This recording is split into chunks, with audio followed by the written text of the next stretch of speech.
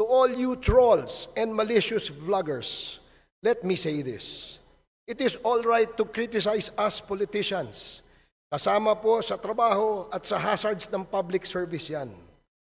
Pwede nyo kaming i-criticize hanggang magsawa kayo because we cannot be onion-skinned. You can criticize us all you want as long as your criticisms are anchored on the discharge of our official duties and functions.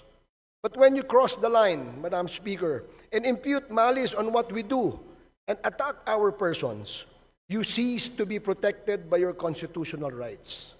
Even the Supreme Court ruled that when your statements are done with malice, you are liable under the law.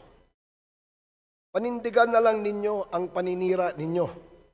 Hindi naman pwede na porke politiko, pwede mo nang akusahan ng lahat ng krimen at kasinungalingan, tapos wala ka ring pananagutan? Ano ka? Siniswerte? Matapang ka manira. Matapang kang mangutya. Tapos ayaw mong sumagot? Paano kung halimbawa kami naman ang magsabi na ang pangit mo o ang baho ng hininga mo o iniiwan ka ng kinakasama mo na napakaputi kasi ang itim-itim mo at ang liit-liit ng tenga mo. O wala ka namang kwentang abogado.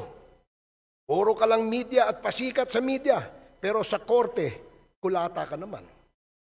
Kita nyo? Paninirang puri na ang ginagawa ninyo. Hindi na yan protektado ng mga batas. Ang batas ay para sa lahat. Hindi lang para sa iilan. Kung may nalalaman kayo na freedom of speech, wala naman pong freedom to defame, freedom to insult, or freedom to slander. Lahat ng freedom at karapatan ay hindi po absolute o walang katapusan. Kahit nga ang pinakauna at pinakaimportanteng right to life at liberty ay pwedeng alisin ng Estado upang pangalagaan ang buong lipunan at ang mga mamamayan nito. You may be imprisoned or executed upang panagutan ang mga kasalanan sa lipunan. No, Madam Speaker, enough is enough. We will not stand idly by anymore and allow your evil to triumph.